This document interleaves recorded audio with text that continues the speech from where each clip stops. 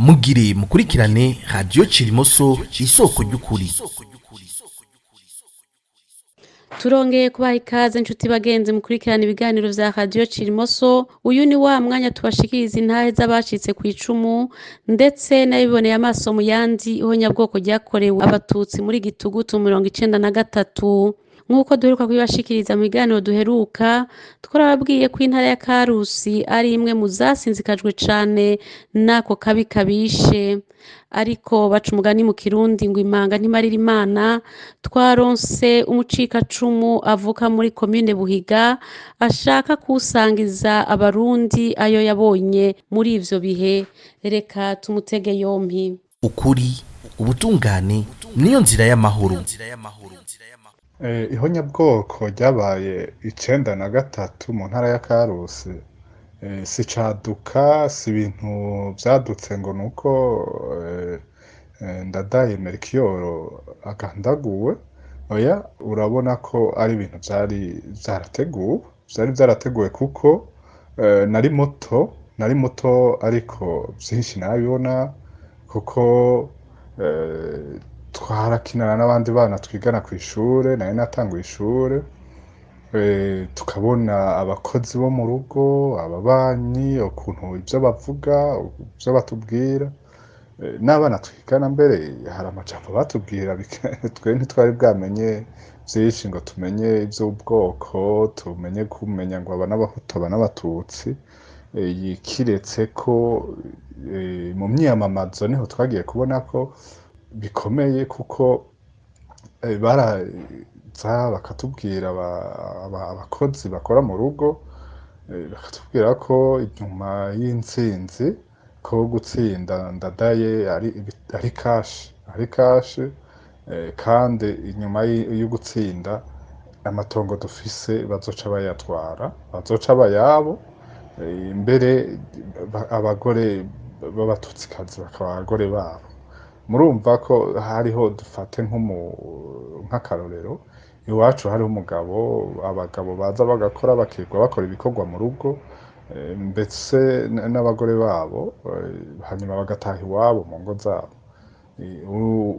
Wa mugabo akora mu rugo afise n'umugore, bose bazindukira gukora mu rugo kugira babeho, akubakwa akavuga ati mama wanyu acaka abimubwira ni Ndadaye yatsinda uzoca uba umugore wanje. Urumva ntitwari dufise papa urumva ivyo yaba ariko aravuga, twe tukavuga ati n'umusazi ntakomeye neza ivyo ariko aravuga. Hariho ibindi, hariho nk'umuntu yigize umusazi, akagenda avuga ngo baratema batongora bata mu nyanza kwa naka, ntiriwe ndavuga amazina, inyanza nyene zirya bororera, aho bororera amafi, donc yavuga ko abatema batongora bata muri izo nyanza z'uwo mugabo twabana. Ivyo vyose ukabona yuko ari ibintu vyari vyarateguwe, ugasubira ukabona bariko baravuga umunsi mu myiyamamazo, umunsi bavuga amatora ko Ndadaye yatsinze, twaraye tutaryamye, batubomoreraho imyugariro, baza baratamba badutuka, donc bavuga vya bijambo ko aho vyabereye ni kera, tugiye kuba abagererwa babo, vyinshi nyene ibijambo vyo gutuka izo mporo na karakarimi. Birakomeza uko iminsi yagenda, muri iyo iminsi y'inyuma yo gutsinda, naho nyene wabona ko hariho tension, utabona neza ibiriko biraba, hariho amarondo, ukabona ibicaniro hirya no hino, cane cane hafi y'imyonga, bari kw'irondo, bari mu manama, donc abo bahutu twabana baba bari mu manama, twebwe bagaca bavuga ngo ni ibishetani, ngo n'amashinga, donc vyari vya bintu vyo mu mwonga bavuga ngo n'amashinga, ariko hari abo bahutu bari mu manama bariko barategura biriya bintu. Hakaza abantu benshi, hariho muvuma idasanzwe y'abantu bagenda bigisha, kuko bagenda basaba indaro, utabona iyo vyo bagiyemwo n'iki, bagaca bakubaza ngo kwa naka, ngo waturangira kwa naka, bose bakagenda bidantisha uwo muntu yahavuye aba ari we ayobora ibitero vyadutema, niwe bumvira, niwe yari responsable wabo, ivyo yavuga bavyumva vuba. Hanyuma umunsi bagandagura Ndadaye, tuvuye kw'ishure nari nize mu gitondo, bakuru banje bari bize après midi, nta n'umwe yatahanye amakaye, nta n'umwe yatahanye ikaramu, nta n'umwe yatahanye ikintu na kimwe. Donc barabategereye urya musi wo kuwa kane, abana bigana mw'ishure baravuye mw'ishure basohotse bagenda bariruka nk'uko bisanzwe abana basohotse biruka, ariko baca bakubita umukwabu mu nzira, barabakubita barabambura amakaye iki, bababwira ati mwa batutsi mwe, babikorera abatutsi nyene bakarobora. Ukibaza umwana w'umuhungu yiga mu wa gatanu, mu wa kane, mu wa gatandatu, ingene ashobora gufata iyo initiative no kwica abantu bataratangura kubica, agategera umwana bigana ati wagatutsi we, akakubita amakofe, kandi ari kigwa ari abantu bari kumwe, ubona bari kumwe nyene bageze, kuko murazi yuko avano na ntwa hariho ibihungu vyiga bikuze, barabakubita barabambura. Batashe hari kuwa kane ku mugoroba, basanga ibiraro, abantu bari ku biraro ntibaratangura kubibomora, ariko ubona yuko bariko begeranya ibikoresho kugira babibomore. Barashobora kuronka aho baca baragera muhira, ariko baca batangura kubibomora. Ariko imbere yo kubibomora, Mburamatari w'intara ya Gitega, Mburamatari w'intara ya Gitega ivyo wewe yaraciye imbere y'iwacu, yavuye mu ntara ya Gitega aca mu ntara ya Shombo, Karusi, mu ntara ya Karusi, aca no mu ntara ya Nyabikere, aho ni mu ntara z'Ikarusi, aca no muri komine Shombo, komine Nyabikere, komine Mutumba, aragera no muri komine Buhiga, agenda ababwira tema ibiti mu mabarabara, mubomora ibiraro, kugira nimwatangura guboha abo batutsi, abasirikare n'abapolisi ntibaze kubatabara. Aho yarengana yahava ari uko babomoye ibiraro, baciye ibiti mu mabarabara. Agenda avuga, yaciye n'imbere y'iwacu. Hanyuma Buramatari w'intara ya Karusi nawe yari yagiye mu zindi komine ziri opoze n'izo komine mpejeje kuvuga. Yari yagiye Bugenyuzi, aja Gitaramuka, aja na Gihogazi. Donc izo zose nawe nyene ijambo ryari rimwe, tema ibiti mu mabarabara, mubomore ibiraro, hanyuma mubohe abo batutsi, cane cane abagabo, mubohe abo bagabo, hanyuma nitwamenya yuko Ndadaye bamwishe, natwe tubabohe tubice. Nuko ibintu vyagiye kugenda, barabomora ibiraro, batema ibiti mu mabarabara. Ico gihe bagabo b'abatutsi bakuze bamwe baraye hanze mu gace k'iwacu bagira irondo, ariko baza kugwa ahantu abahutu nabo biyegeranirije, babona ko ari benshi, bamwe barahunga, abandi ntibamenya niyo bahungira. Ego hanyuma bukeye kuwa gatanu mu gitondo, tuzinduka ibiti vy'ikawa vy'iwacu vyo hepfo musi y'iwacu barabiturira, amashamba ariko arasha, imisozi iriko irasha. Ku mugoroba wo kuwa kane, inkuru y'umwana isubira inyuma, hariho umugabo w'umukizwa bamwe bita abapantekoti, twabana, yari umuntu tubona ari umukizwa nyene abirimwo neza, agendana Bibiliya, asengesha, agenda araririmba mw'ibarabara. Ariko uwo munsi ku mugoroba wo kuwa kane yiriwe aranywa inzoga, yaborewe nyene, yanyoye nyene, aravuga ko ashaka, aho yiyirindiye kunywa ari kera, ashaka ko aza gutangura akazi yanyoye. Umugabo umwe wo ku gatumba iwacu niwe batanguye kwica kuri ako kabare. Yagiye ku kabare bamukubitiraho, bamwicisha amabuye n'inkoni. Hanyuma mu gitondo co kuwa gatanu niho twavyutse tuza tubona badusanze mu nzu no mu cumba, abo bantu n'ibihiri n'amacumu. Baraza baratubwira ati muracari aho, nimwibeshe mupfa, tuwibeshe akava ngaha tuca tumwica, mugume ngaha mu nzu.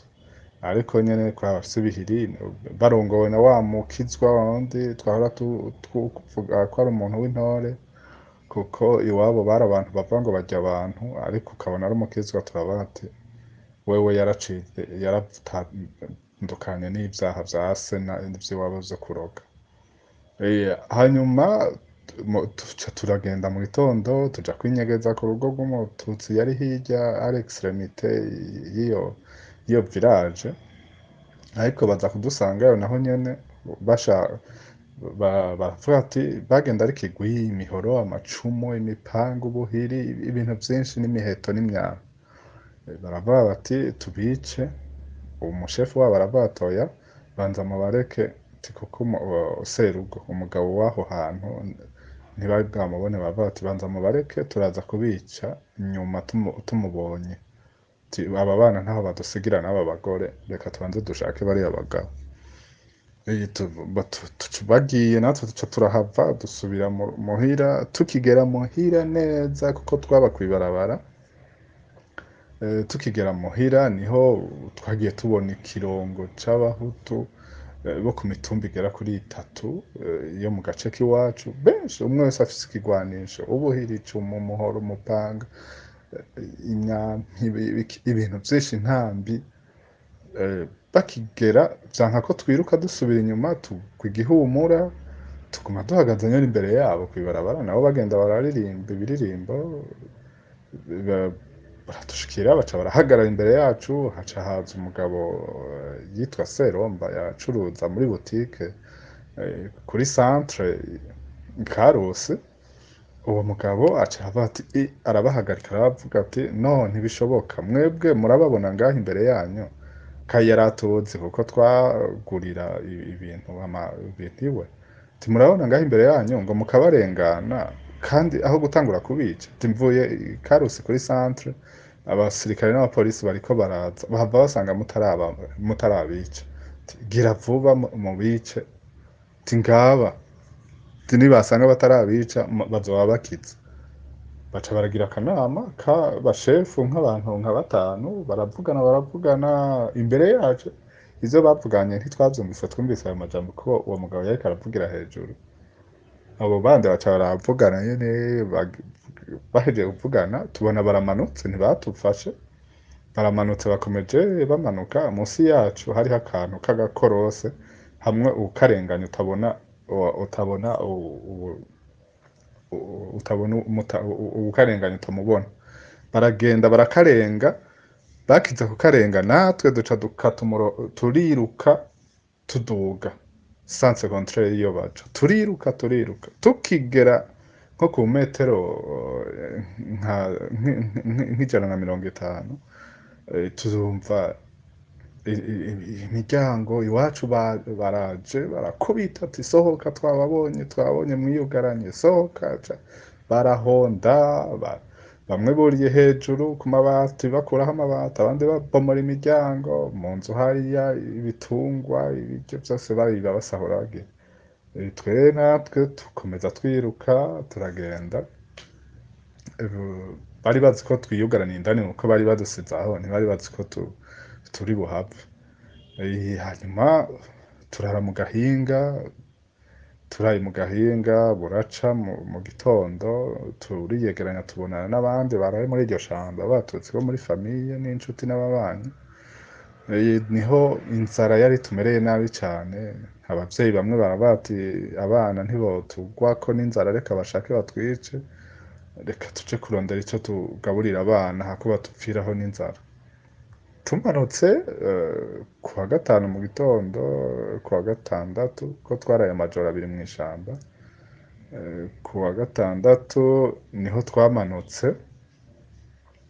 Tumanutse ngo tugiye kuraba ico turya, niho twaguye muri abo bahutu wamenga nyene bamenya ahantu turi, batwiteze, batwirukako, barabafata abavyeyi badashobora kwiruka, abana twe tugira amahirwe aho hantu, bamwe baca barabatema. Umukuru wanje wewe bahise bamuta muri toilette, umutemagura bamuta muri toilette. twagize twe sinzi ngene twaharokotse turashobora kuhava abavyeyi babica rubozo babica nabi niho harapfiriye abantu barenga nka 20 niho twagiye kugira nyuma twagiye kugenda turaronka umuhutu umwe atuza araduhisha bagiye twaraye ku wundi musozi kure ko twaciye batubwiye dufata direction yo kuja kuri centre Karusi ariko mu nzira baradufata n'ubundi bagiye kutwica umwe arabati reka ndabajane nzobabaha ejo mu gitondo aca zinduka tubwira ati genda hariya mwinyegeze hariya nihage aratunyegeza mu isanzo tweka aho twinyegeza urugendo rwabaye rurerure cyane turagenda